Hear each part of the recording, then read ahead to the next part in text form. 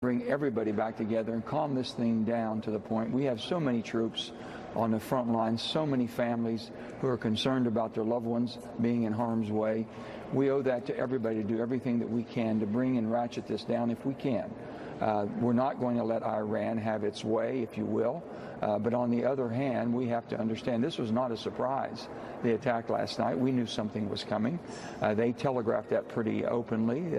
If that was their message and they can save face, the diplomacy now should take shape to where we can get back to some type of discourse or some type of basically civility that we can work, even though we have our differences, without a full-blown war. If you look at a lot of the language from overnight and again today, it appears that you're going to get your wish. I don't know if that's the case or not, but you look at the tweet from the president and the foreign minister, Javad Zarif, when he talked about taking, concluded proportionate measures.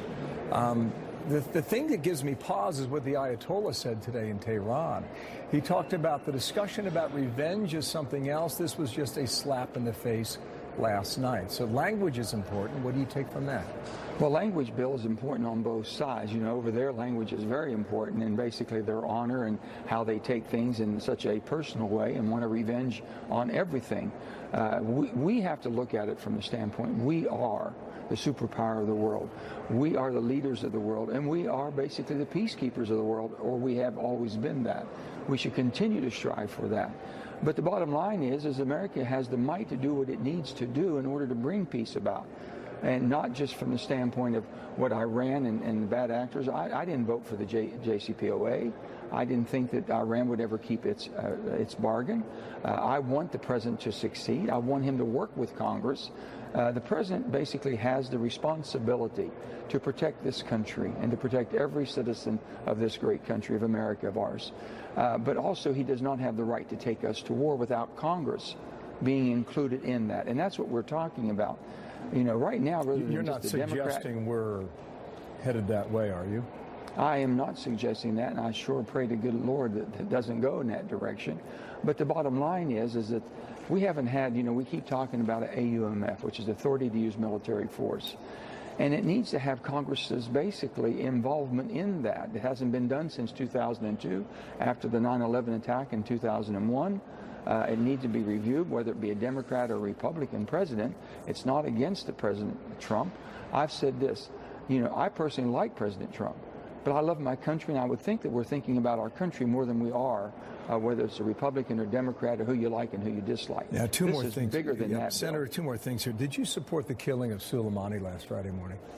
Well, the bottom line was this is a bad actor. This person probably should have been in all purposes from a war standpoint, and how he's raised war against Americans and American troops, taken out in some fashion many years ago. We've known this person's been around and a bad actor for a long time. Only thing what's hard, Bill, so you want to know what's going back on both sides. The president hasn't been that fond of the intelligence agencies that we have, the 17. All of a sudden now this becomes the gospel.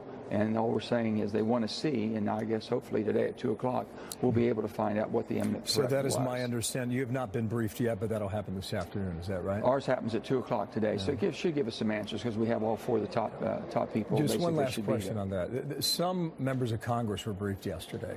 Have you been privy to any of the information they were given? No, we've had the Gang of Eight, and basically on that level there, that's the president and the vice president, his intelligence staff, but they're meeting with the 8 leaders, basically Democrat and Republicans.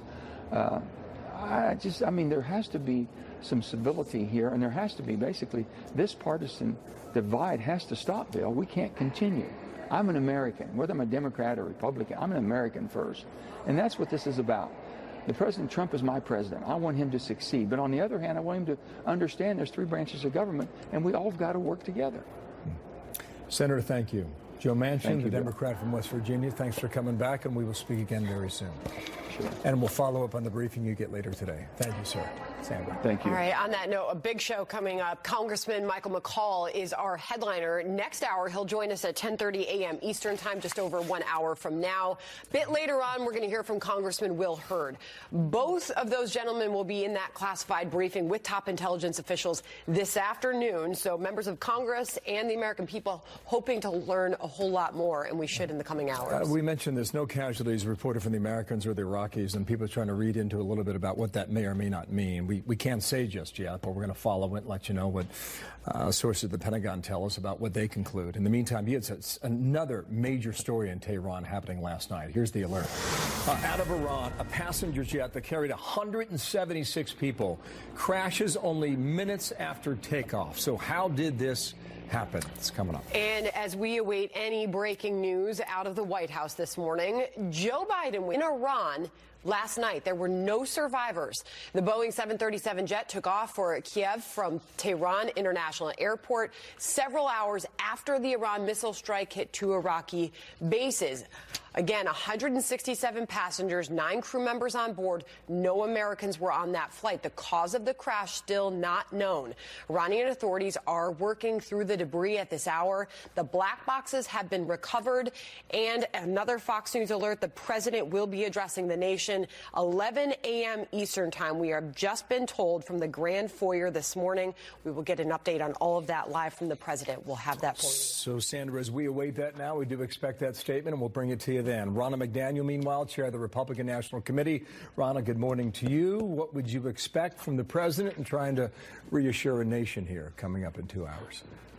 Well, I think the president has shown decisive leadership in the face of the provocation of Iran. When you look at them striking down our drone, what they did with the tankers, the president was restrained. But he said, if you attack an American or you take an American life, we will act.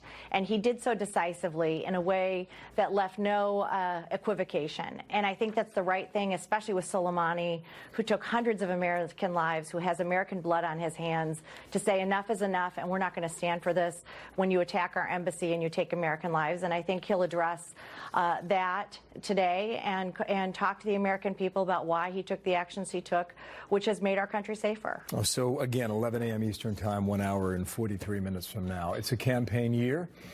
Politics are difficult to avoid in stories like this of international importance. Joe Biden was in New York yesterday. I want to play a clip of what he said about the foreign policy of this administration. I also want to make it clear he made these comments well before the Iran strikes last night. Here's the former vice president.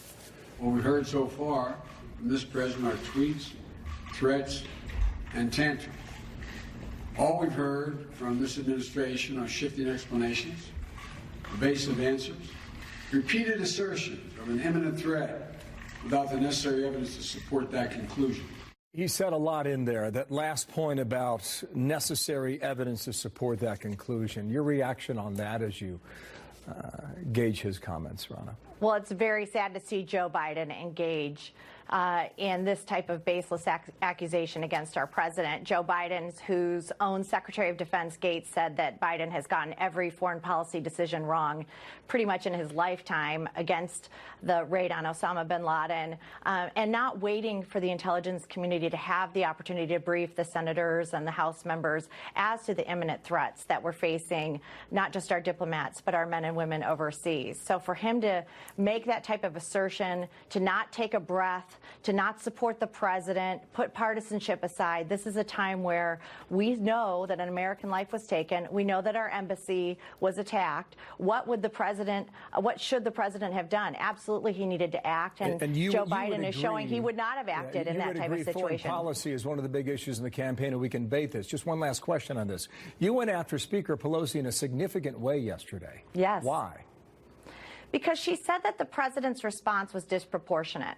I would like to hear her say that to the men and women who have been hurt by IEDs, who have been maimed, who've lost limbs, the family members who have lost loved ones because of the actions of Soleimani. He took an American lives over and over again. And for her to say that the president's response was disproportionate is shameful. You know, last night, as those bombs were coming over, she said, I'm going to monitor the situation. She did it from a high-price restaurant in Washington, D.C. at a social hour. This is not somebody who's taking our foreign policy seriously, and she should be supporting the president. And more than that, she should be supporting the men and women in this country who wanted to see this terrorist in removed. defense of Speaker Pelosi, nobody knew those missiles were going to fall last evening. So let's She was briefed before that. She got a call from the vice president, and then she went to the party afterwards. Okay. Ronna McDaniel, thank you for your time. We're getting reaction from all sides today, and thank you for yours today.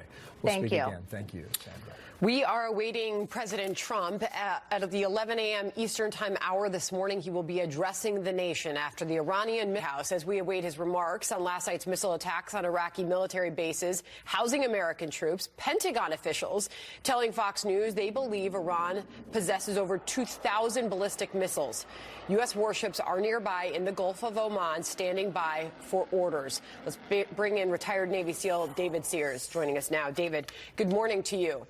Good morning, Cindy. So first up, as we await the president, obviously he has been discussing the next steps and the options that we have as far as what happens next. What are our options? We'll begin with one, how is this attack characterized? So if there's no U.S. casualties, did Iran do deliberate misses? Al-Assad's a pretty big air base, so did they deliberately miss? And some face-saving measure, no U.S. casualties. I think it presents an opportunity, one, to de-escalate.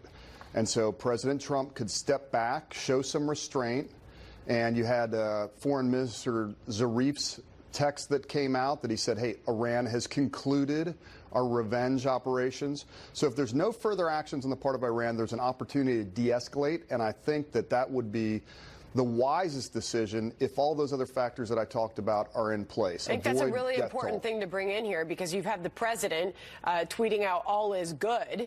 And we'll hear from him himself here in a matter of hours. And then the Iran foreign minister, as you mentioned, Zarif, tweeting this about the same time last night. Iran took and concluded proportionate measures in self-defense under Article 51 of UN Charter, targeting base from which cowardly armed attack against our citizens and senior officials were launched. We do not seek escalation or war, but will defend ourselves against any aggression. What did you take away from that? Right. I think the most important word there is concluded. I think Iran had to respond, and they did this as a face-saving measure. They published it and they put it out in their TV networks all over Iran, showing it. And there's likely going to be rhetoric in Iran. They've killed hundreds of Americans or something and devastated bases. That's the hyperbole that they normally use. But the message that he's sending seems to be, we're done, we're good. And in that case, President Trump can de-escalate, I think. And I would gladly trade Soleimani for a couple of missile strikes that incurred no U.S. casualties. And of course, another option is all of that could break down, even if there is escalation, de-escalation in the works. Here's the Iranian president, Rouhani, tweeted this today. General Soleimani fought heroically against ISIS, al-Nusra, al-Qaeda, et al. If it weren't for his war on terror, European capitals would be in great danger now. Our final answer to his assassination will be to kick all U.S. forces out of the region. If that is the ultimate goal, what does that mean for the region, David? That's difficult to say. So the whole region has changed dramatically since the Iraq War and since our ability to produce more oil on that economic front. So what is our presence in the region really still doing? Is it a catalyst for some of these events? And that needs to be heavily looked at as well. How much engagement do we need there militarily? You still engage diplomatically and in embassies and pieces like that, but we should be looking hard at what is our permanent presence in that region and why do we have it?